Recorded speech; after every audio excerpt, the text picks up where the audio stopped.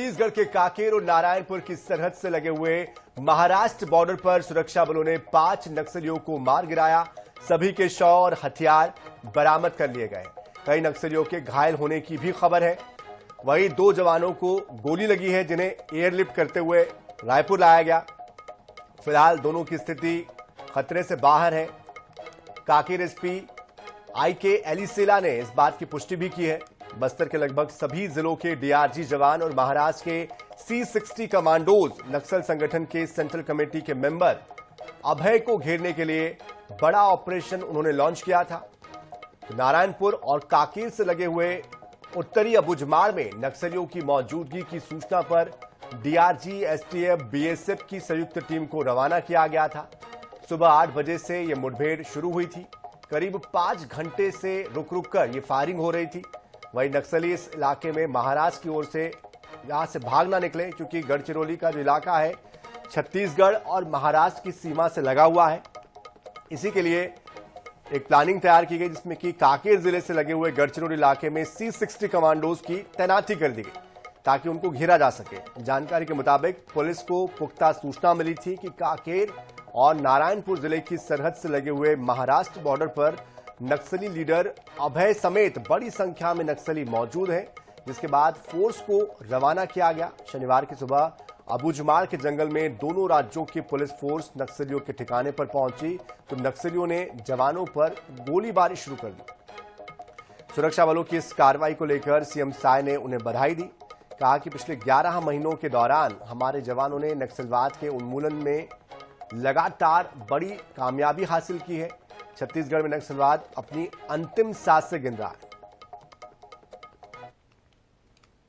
बस्तर को नक्सल मुक्त बनाने की दिशा में ठोस और मजबूत कार्यवाहियां लगातार कर रही है। हमारे सुरक्षा बल के जवान पूरी मुस्तैदी से सुदूर क्षेत्रों में भी जाकर नक्सलियों से लोहा ले रहे हैं। बस्तर को नक्सल मुक्त बनाने की दिशा में काम कर रहे हैं। तो निश्चित रूप से लगातार सर्चिंग की कार्यवाही हो रही है और बस्तर को नक्सल मुक्त बनाकर बस्तर को विकास की दिशा में तेज गति से आगे बढ़ाने का काम हम कर रहे हैं। एक तरफ हमारे सुरक्षा बल के जवान अपने मोर्चे में डटे हुए हैं। देखिए, मुझे तो आपके माध्यम से पता चला है, अगर एनकाउंटर हुआ है, ओरिजिनल नक्सली अगर मारे गए हैं, तो निश्चित रूप से जवानों को देखिए, मुझे तो आपके माध्यम से पता चला है, अगर एनकाउंटर हुआ है, ओरिजिनल नक्सली अगर मारे गए हैं, तो निश्चित रूप से जवानों को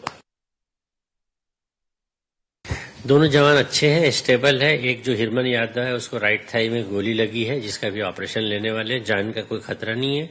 और दूसरा जो खिलेश्वर गावड़े है, उसको माथे पे चोट लगी है, थोड़ा कट गया है, शायद पत्थर से उसको चोट आई और ठीक से बता नहीं पा रहा उसको इंजरी कैसे हुई है। वो भी स्टेबल है, अभी उसका CT स्कैन हो रहा है, फिर उसके बाद उसका डिब्राइडमेंट एंड रिपेयर के लिए उसको OT लेने वाले। अभी दोनों मरीज अच्छे हैं, स्टेबल हैं, दोनों वापस काम पे चले जाएंगे। जो पहले घायल आते थे, जो ID ब्लास्ट वगैरह होता था, वो कभी कभी बहुत भयानक होता था। भगवान की दया से अभी तो सब बंद हो गया है।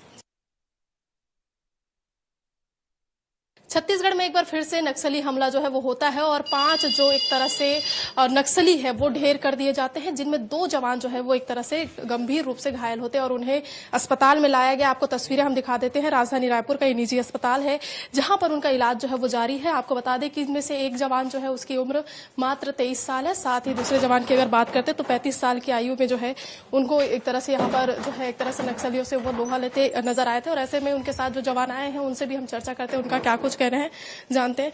सर, अभी जो घटना हुई थी, आप लोगों को क्या हुआ था वहां पर? वहाँ हम सर्चिंग के दौरान ऐसे ही हम लोग 15 तारीख को निकले थे, तो करीबन आज सुबह 6 बजे के आसपास फायरिंग हुआ उधर से। तो हमारी पार्टी भी फायरिंग का जवाब फायरिंग से दिया, जिसमें फायरिंग लगातार 11 बजे तक चला, जिसमें 5 नक्सली ढेर हुए और हमारे दो जवान को गोली लगी। वर्तमान स्थिति की बात करते हैं तो वहां पर क्या कुछ हो रहा था उस दौरान, जैसे गोलियां कैसे चली होगी उधर से जब आ रहे थे, तो ऐसे में और किसी जवानों को चोट आई हो या और जवान को तो अभी चोट नहीं आई है, लेकिन अभी भी फायरिंग चल रहा है, अभी सर्चिंग अभी भी जारी है।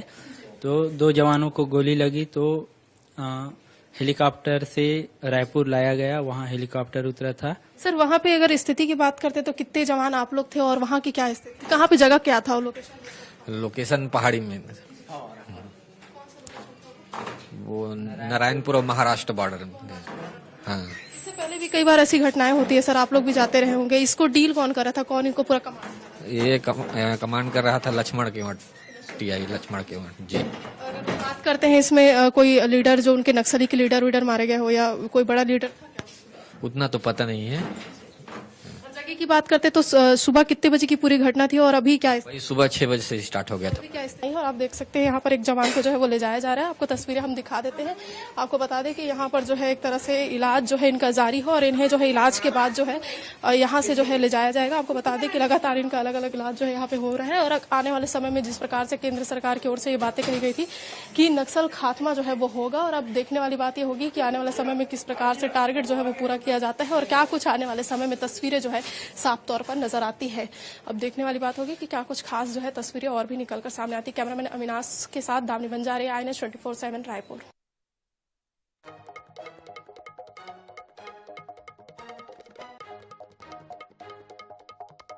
सीमावर्ती अबुजमाट क्षेत्र में सुरक्षा बल एवं माओवादी के बीच में मुठभेड़ हुई।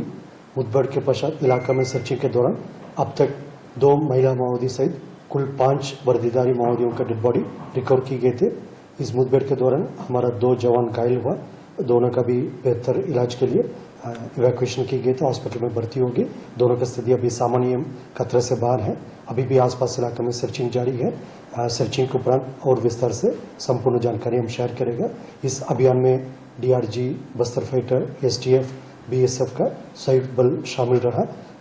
दोनों जिला का सीमावर्ती क्षेत्र, जिला कांकेर एवं नारायणपुर का, और एग्जैक्टली कितना संख्या में कौन कौन से बल शामिल रहा और अन्य जो डिटेल है अभी अभियान कंप्लीट होने के पश्चात शेयर की जाएगी। अभी भी लगातार सर्चिंग जारी और सुरक्षा बल की स्थिति अभी मजबूत है।